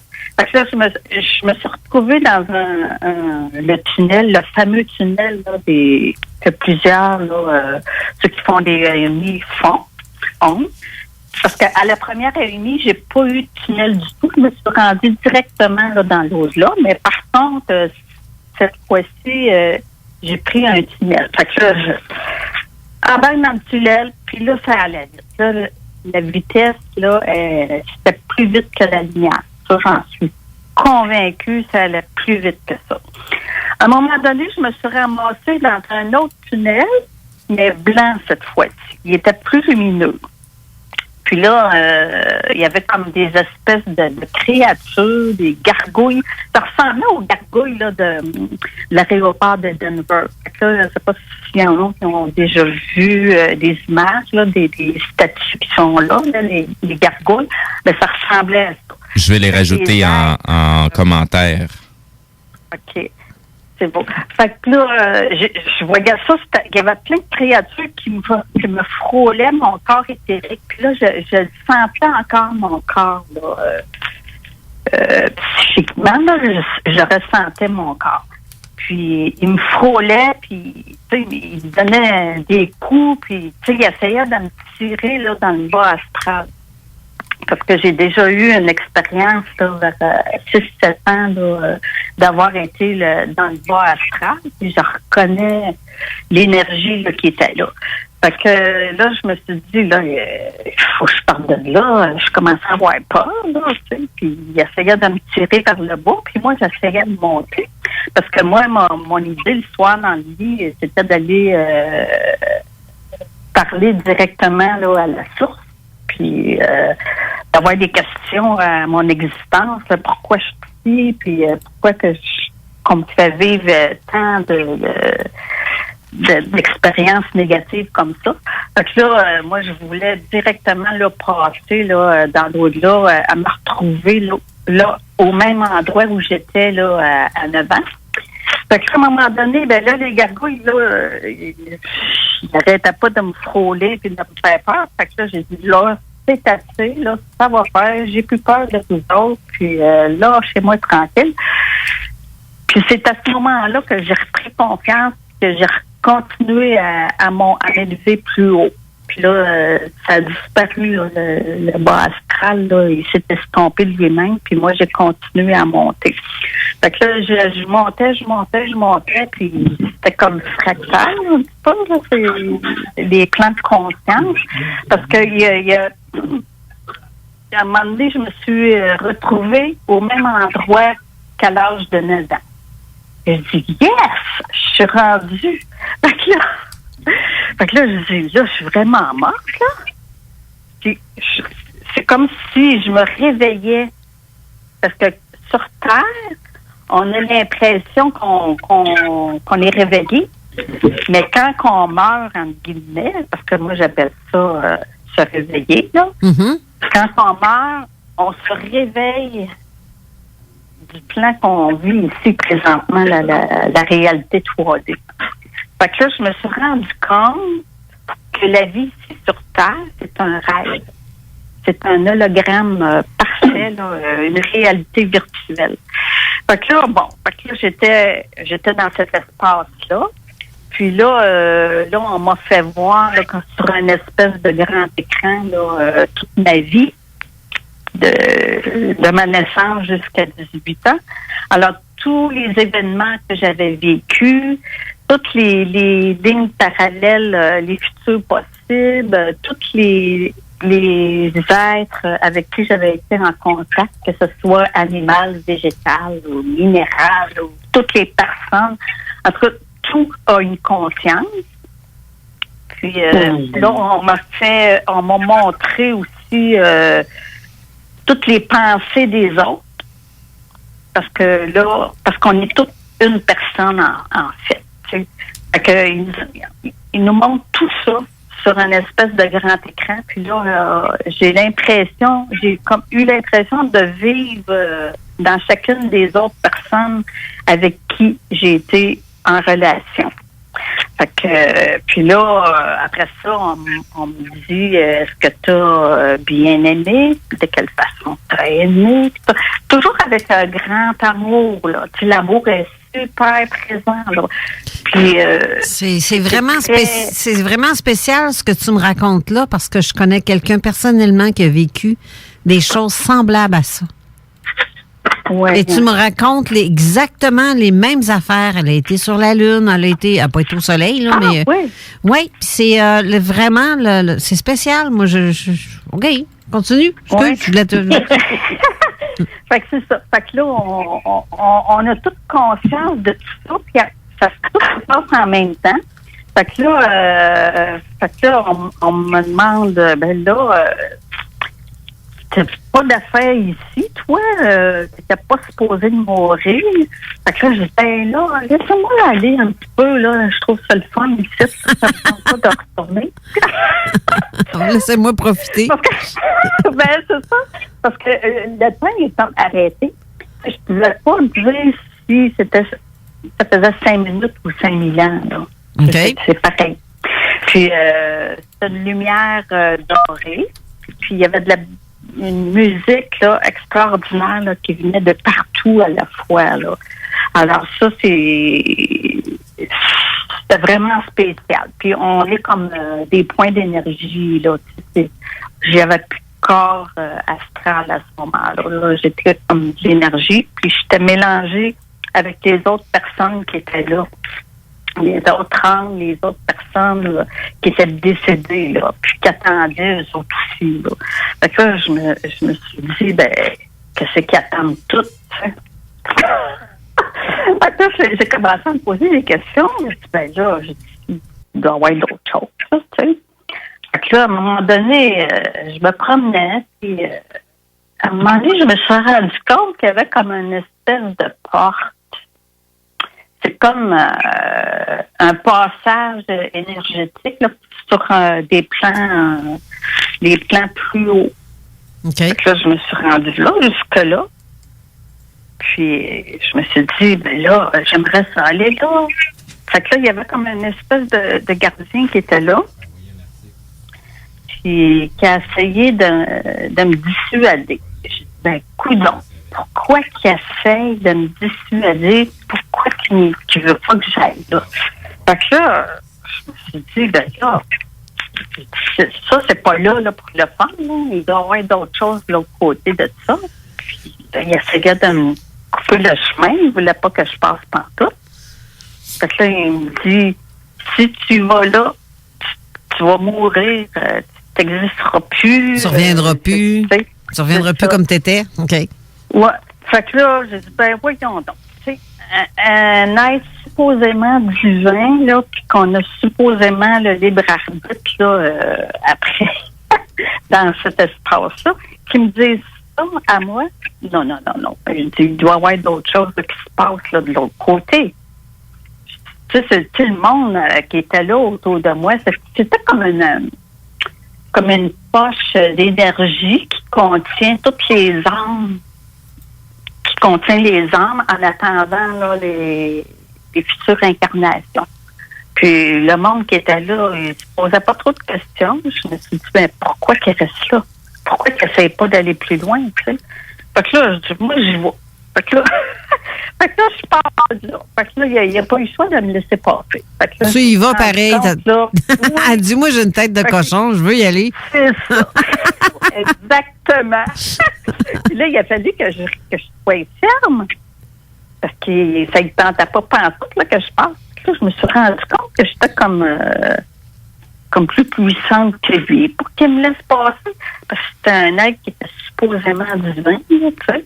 Fait que là, j'ai décidé, moi, d'y aller, moi. Fait que là, je sors de là. J'ai dit, j'ai dit, c'est encore une matrice. Un autre? Un autre que la nôtre? Un autre matrice. Un autre que la nôtre? Exactement. Fait que là, il y a la matrice 3D. Quand on meurt, on se ramasse dans cette poche-là. C'est une autre matrice. Mais là, je vais vous expliquer un petit peu plus tard, là, c'est quoi. Fait que là, je suis sortie de cette matrice-là. Fait que là, je me suis rendu compte que je suis encore plus réveillée. Et voilà. Fait que là, à chaque fois que je sortais d'une matrice, parce qu'il y a la matrice 3D, il y a la matrice astrale. Bon, on va l'appeler même, la matrice astrale. Puis là, je suis sortie de là, puis je suis encore plus réveillée. Fait que là, j'ai dit, le méchant leurre pour nous manipuler, pour nous empêcher de sortir. Parce que là, ils nous maintiennent là pour nous incarner là, de façon perpétuelle. Là. Ouais. Bon, fait que là, je sors de là. Là, ça commence la vraie vie. Là, c'est vrai, je suis réveillée. Parce que je me réveillais dans le corps d'un autre être. Fait que là, je rentre encore dans un autre tunnel. Fait que là, ça commence, là. Un tunnel, ça veut dire, quand tu dis tunnel, tu veux parler d'un endroit par où on passe. Oui, mais il y avait la porte là, de sortie qui était gardée là, par le gardien de la matrice, là, on va l'appeler même. Okay. Quand je suis sortie de là, je me suis rendu compte que ça finissait pas là, ça continuait. Fait que là, j'ai tombé automatiquement là, dans un tunnel. Ça ressemblait à une grosse tornade géante, un cyclone. C'était bleu et blanc, là, ça tournait, là, puis là, ça allait vite. Là, ça allait vite. Encore plus vite que les autres tunnels que j'avais passés. Fait que là, je monte, parce que moi, j'avais l'idée là, de parler directement à la source. Moi, c'était ça mon idée. Fait que là, je rentre dans un tunnel. Fait que là, je me ramasse au bout du tunnel, un autre espace blanc. Fait que là, je me dis non, moi, je veux pas rester là, je veux continuer jusqu'au bout. Fait que là, je retourne dans un autre tunnel. Là, ça commence encore à tourner un autre tunnel bleu et blanc. C'était comme des nuages, comme une grosse tornade, là, mais c'était vraiment puissant, là. Puis ça allait super vite. Après ces tunnels-là, je ne sais pas comment de plan, parce que rendu au bout du tunnel, on tombe sur un plan de conscience. Et à chaque fois que je retombais dans un autre plan de conscience, je devenais de plus en plus consciente. Puis que je me réveillais du plan de conscience situé en dessous. Fait qu'à chaque fois que je montais d'un étage, je me réveillais de l'étage plus bas. Parce que la conscience est fractale aussi. Il n'y a pas seulement là, les fractales physiques, il y a la conscience fractale. Donc, fait que là, j'en ai traversé comme ça à peu près une vingtaine. Une vingtaine? Oui. Ça s'équivaut à 20 dimensions, ça. Exact. Fait que là, puis ces 20 dimensions-là, je me suis pas arrêtée parce qu'il y a certainement là, des êtres énergétiques qui habitent ces plans-là et toutes les vies parallèles, puis tous les plans de conscience qui sont liés à chaque plan. Puis la conscience aussi est liée à chaque plan. Là. Parce que moi, je suis montée jusqu'en haut, puis à un moment donné, j'ai fusionné avec la source. J'ai une question qui vient d'un auditeur, si tu me permets, parce que en plus, la pause va s'en venir bientôt. La question de l'auditeur, c'est plus un commentaire. J'aimerais savoir où est accroché notre cordre d'argent et si on en a plusieurs. Il me semble que Losbang Rampa disait que le cordon d'argent était relié au nombril et il m'a dit dernièrement qu'il était relié à la tête et qu'on en avait plusieurs. Donc, elle parle par rapport au voyage astral. OK. Les voyages astrales, moi, je me suis jamais rendu compte du cordon. Okay. J'ai jamais réalisé, je l'ai jamais vu. Puis aux expériences de mort imminente non plus, là, j'ai pas vu ça non plus. En tout cas, moi, je me souviens pas des avoir vus. Moi, on l'a pas, ce petit morceau-là. Moi non plus, je l'ai pas, ce petit morceau-là. Je l'ai jamais vu quand j'ai fait... Ouais, c'est spécial, hein? Oui. Non, je l'ai jamais vu. Ouais. Ouais. Fait que là, j'étais rendue là, à la fusion à la source. Fait que là, la source, c'est la conscience pure, c'est l'amour, le vrai amour là, inconditionnel, respect. C'est le respect de la vie dans tout. Puis ça, c'est comme la source, dans le fond, c'est tout le monde. C'est qu'on est un et plusieurs à la fois. C'est comme si on était une goutte d'eau dans l'océan. L'océan, c'est tout le monde, c'est tout ce qui existe là, dans l'univers, dans la cosmos, dans les multivers, parce que les univers, c'est fractal aussi. Puis, et nous sommes tous interreliés. Exactement. Oui, puis là, j'avais conscience, j'ai comme eu la science infuse. Ça m'a comme downloadé toute la connaissance. Fait que là, je ne me posais plus aucune question. C'est comme si tu sais déjà. C'est ça. C'est comme si tu sais déjà tout ce qui se passe. Oui, je savais tout ce qui se passait là, partout dans la création. Puis c'est là que je me suis rendu compte qu'on était toutes connectés. Dieu, entre guillemets. Et voilà. C'est ça qu'on est réellement. Comme on disait dans le livre, il nous a créés à son image. Exactement. Puis on est... nous sommes Dieu. C'est comme... je sais pas moi... tu sais, imagine-toi là, que Dieu, c'est une personne, puis chaque cellule ou atome de notre corps, ben, c'est chaque personne. Tu sais.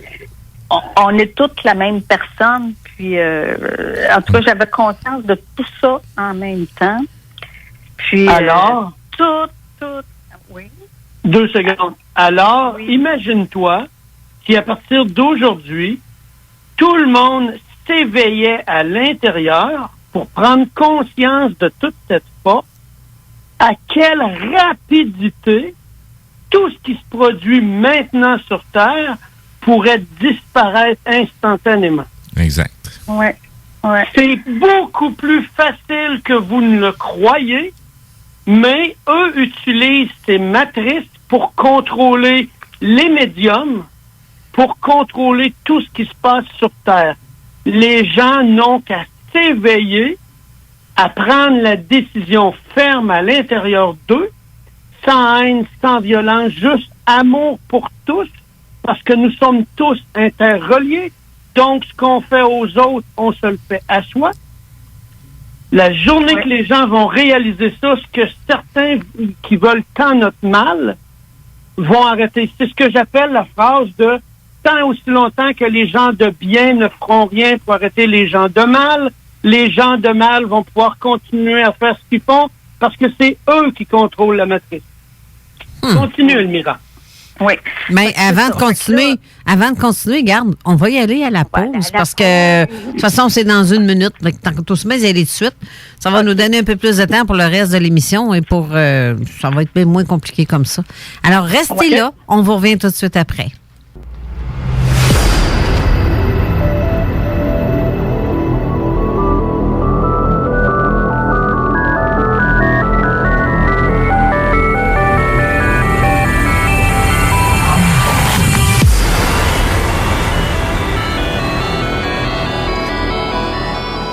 On est de retour en studio avec Steve Zuniga à la co-animation. On va faire un petit coup de météo avant de continuer parce que je ne l'ai pas fait encore. Fait frette. Oui, ça c'est une belle conclusion. Fait frette. Et voilà, la météo est faite. Moi, je te résume ça en quelques secondes. Il fait présentement 5 degrés, mais le ressenti est de 2. On se les gèle. C'est nuageux. Je pense pas qu'on ait bien de soleil fort aujourd'hui. En tout cas, s'il y en a, il est bien caché. Ben, t'as peu, là, selon ce que René disait, là, si on s'y met tout assez fort à y penser, le soleil va arriver parce qu'on l'a décidé en tant que notre divinité. Très bon, ça, c'est bon, ça. Demain, il annonce du soleil avec quelques passages nuageux, 8 degrés, donc la chaleur n'arrivera pas avant jeudi, je dirais, avec 14 degrés. Ça va être un beau soleil, mais d'ici là, ça va être 9, 8 et 11. Pour lundi, mardi, annonce un peu de pluie ou de neige. Ça dépend de l'endroit où ça va être de la neige fondante. Si tu es fatiguant, ça va de la neige, je serai encore de cet incite. Hey, mon petite affaire, ça va faire.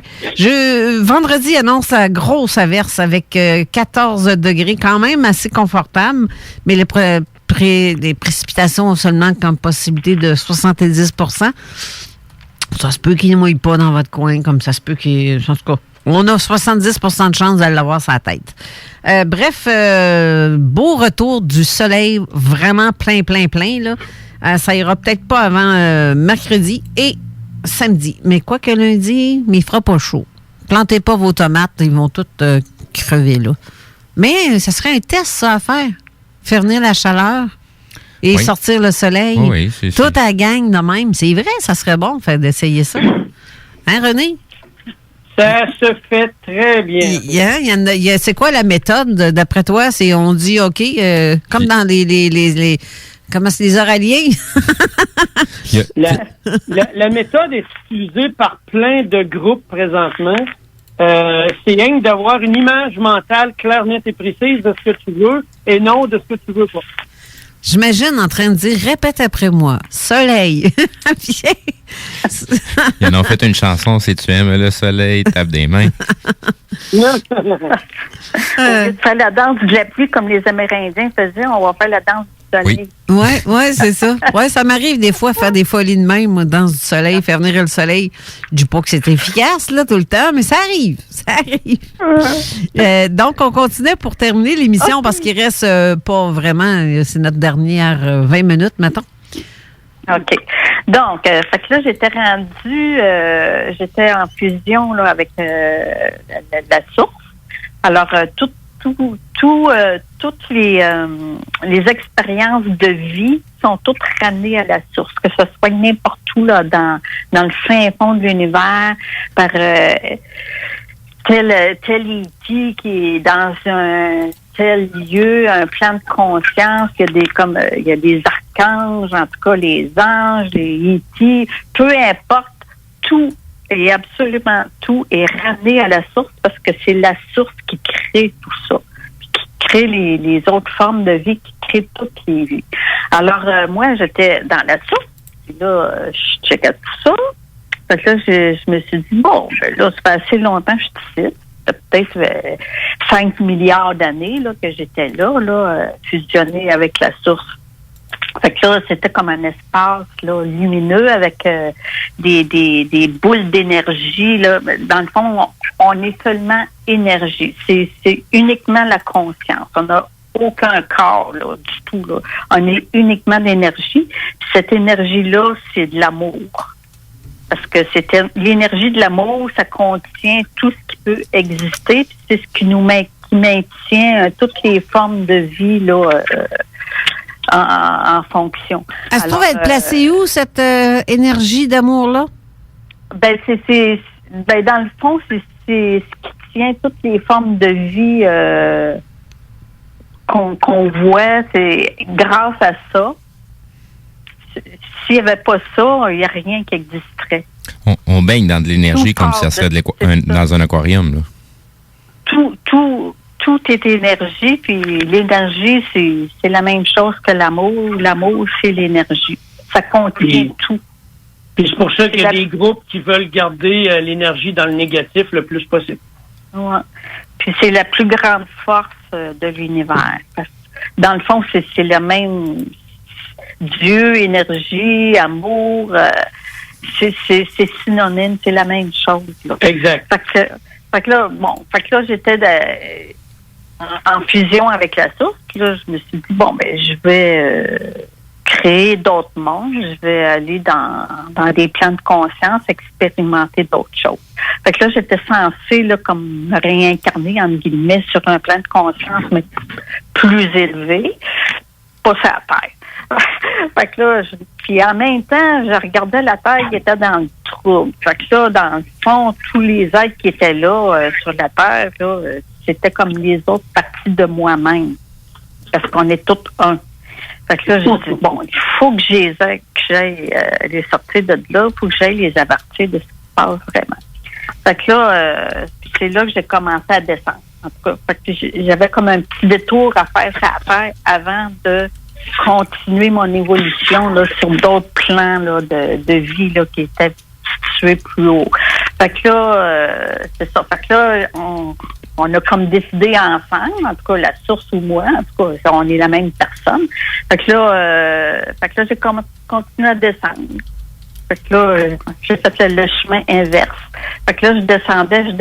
Fait que là, j'avais toutes les connaissances, moi. Fait que là, je me disais, il faut que je me souvienne, il faut que je m'en souvienne, il faut que j'aille avertir le monde, parce que là, je savais que j'étais pour retourner dans mon corps. Puis là, je me disais, il faut que je m'en souvienne.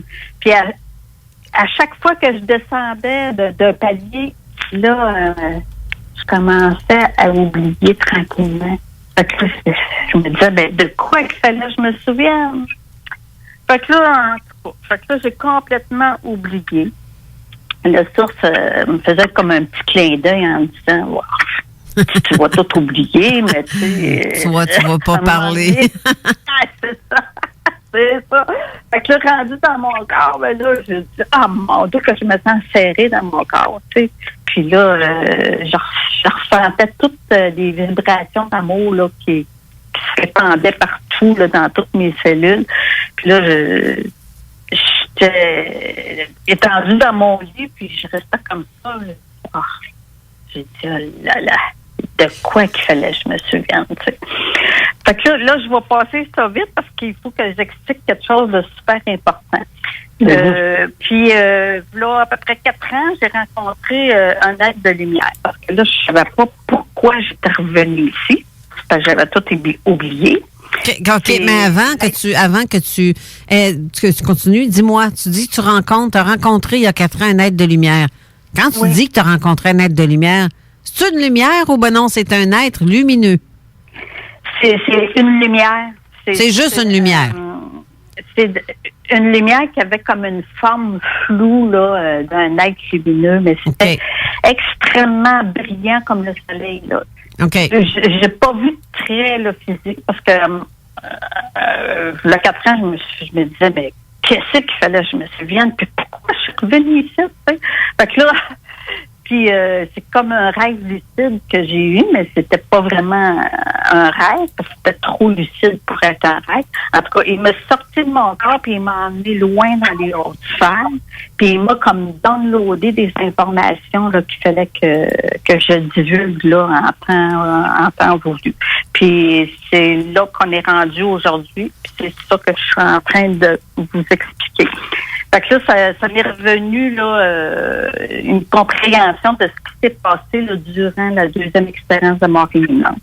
Bon, rendu dans l'approche énergétique là, que quand je me suis retrouvée à la même place que la première EMI, là, bon, à cet endroit-là où ce qui nous montre toute notre vie, c'est une espèce de grand écran, en tout cas, si je peux appeler ça comme ça, là, je n'ai pas d'autres exemples à vous donner. Mm-hmm. Ça, c'est un autre hologramme énergétique.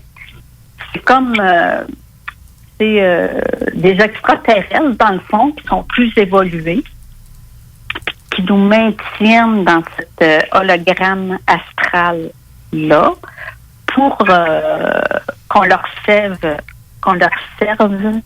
d'aliments, d'énergie. On est de l'énergie pour eux autres.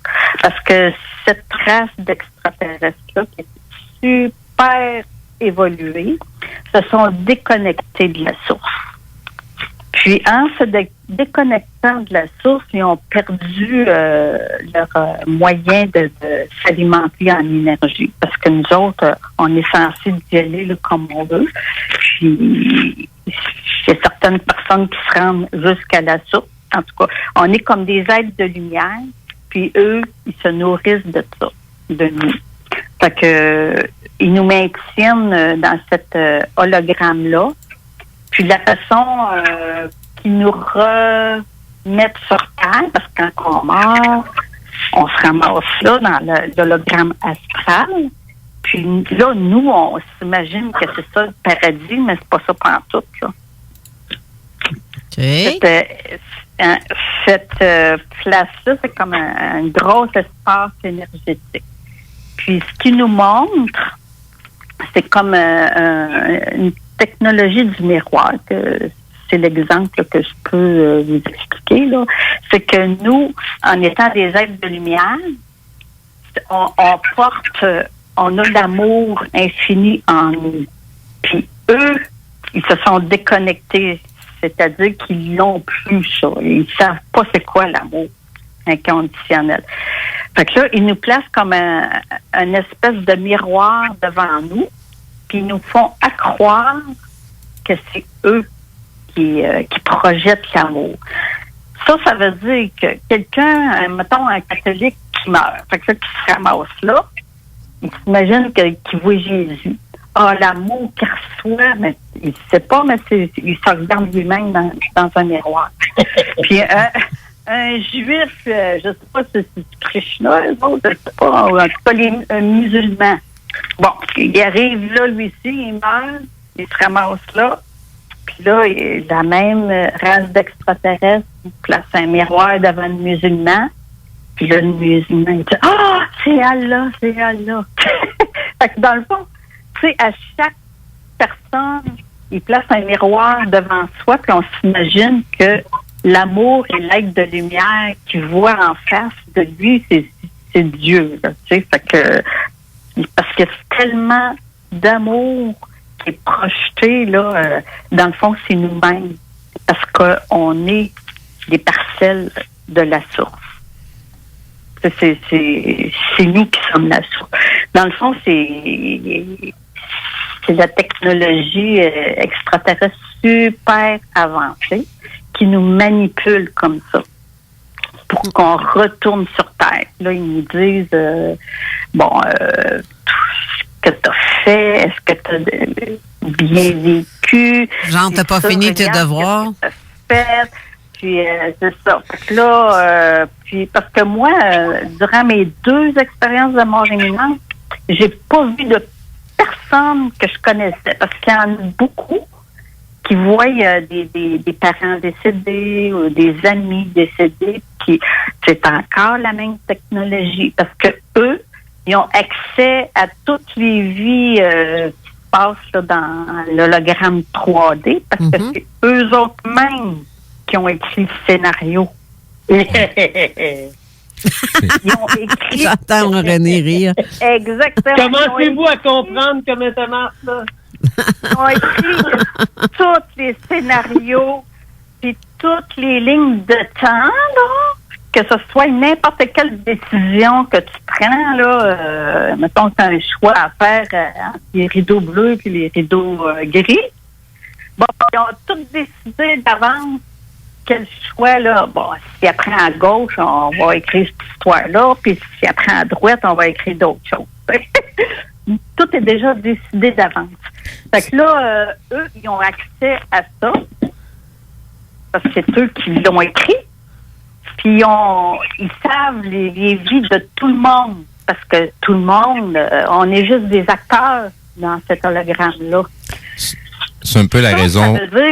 C'est un peu la raison pourquoi qu'on ne doit pas rester collé dans le passé et pas trop se projeter dans le futur et plutôt essayer de vivre notre moment présent. Oui, c'est sûr que oui. Parce que si on est trop accroché au passé, on ne peut pas avancer.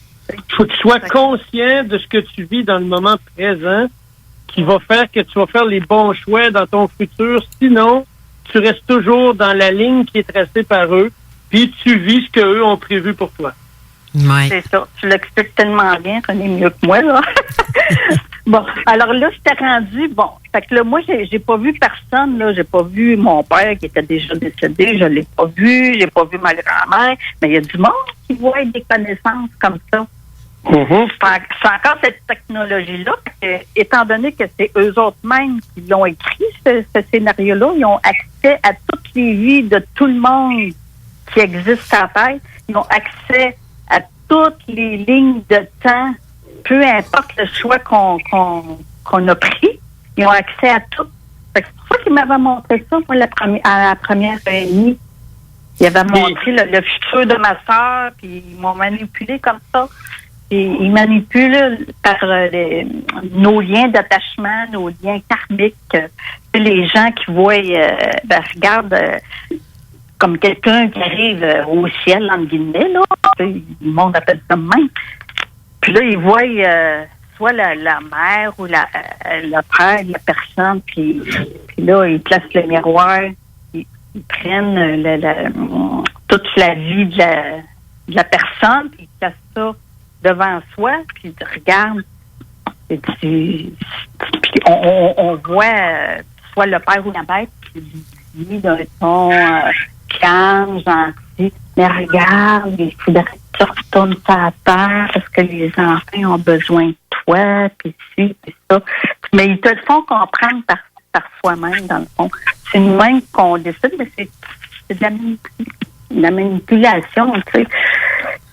C'est juste ça. Fait que... Mais quoi je pourrais dire, juste pour renforcer ce que tu es en train de dire, je vais avoir un prochain témoin qui raconte un enlèvement militaire par ordinateur de ton âme, et ça va directement en lien avec ce que tu parlais quand que M. Daniel il était là à l'émission, de ceux qui gouvernent puis qui savent déjà qu'ils vont renaître dans la même lignée. Commencez-vous à comprendre un peu le petit jeu, là? Oui, c'est clair. Là, Steve, tout ça, puis elle raconte, ce témoin-là raconte clairement qu'elle a vécu, elle l'a vu, des militaires derrière des ordinateurs venir chercher son âme puis la programmer, puis quand elle prenait conscience de ça, elle disait clairement à l'intérieur d'elle, non, moi je reste pas ici puis je m'en vais, puis elle entendait les militaires dire, on la perd, vite, là, elle repartait avec son âme, bye, je m'en vais, je reste pas là. C'est la prise de décision intérieure qui est la plus importante de tout. Vous devez vous éveiller. Est-ce que... Oui, continue.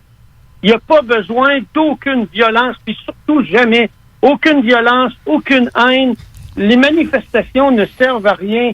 La seule manifestation, c'est celle de l'âme, la prise de décision, qui fait que quand tu fais une prise de décision, c'est là que tu peux arrêter les enlèvements.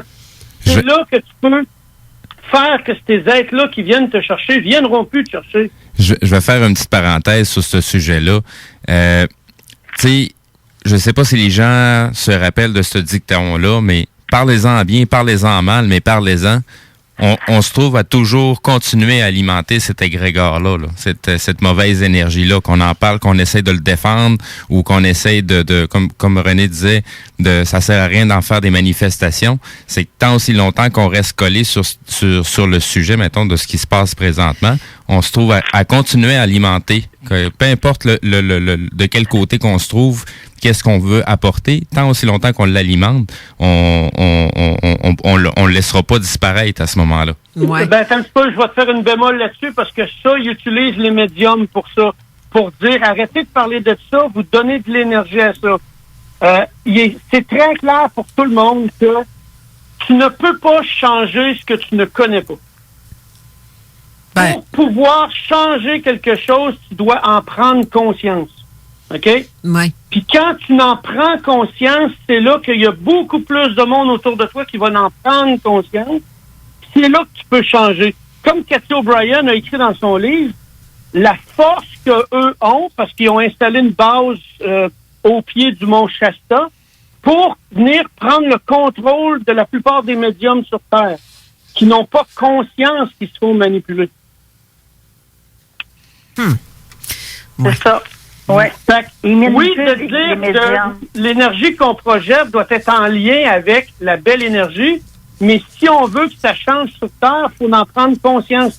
Ça fait depuis les années 30 et même avant que tout est gardé secret. Puis là, depuis quelques années, parce que moi, j'en parle depuis que j'ai l'âge de 17 ans, j'ai vu les gens évoluer, j'ai vu les gens changer, qui fait qu'il y a de plus en plus de gens, même des médecins, des scientifiques qui embarquent là-dedans, dont le docteur Mario Beauregard, qui est un neuroscientifique qui, lui, il fait tout son possible pour faire la démonstration que l'âme existe, qui fait que tu vois qu'on est en évolution, mais on doit prendre conscience que ça existe pour pouvoir le changer. C'est juste ça que je voulais dire.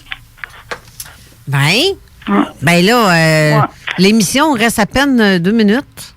C'est déjà la fin, malheureusement.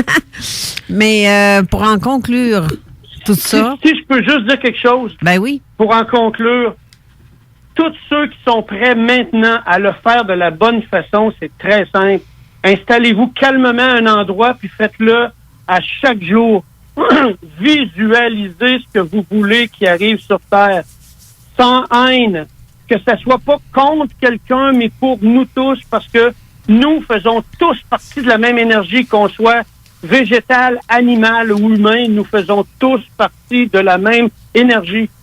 Fait que visualisons exactement ce qu'on veut qui se produise sur Terre maintenant, pour le bien de tous, qui va faire que l'énergie de tous va se transformer beaucoup plus près de cette belle énergie de lumière que de l'énergie dont eux tentent de nous garder, étant donné qu'ils font tout pour emmener les gens dans la noirceur.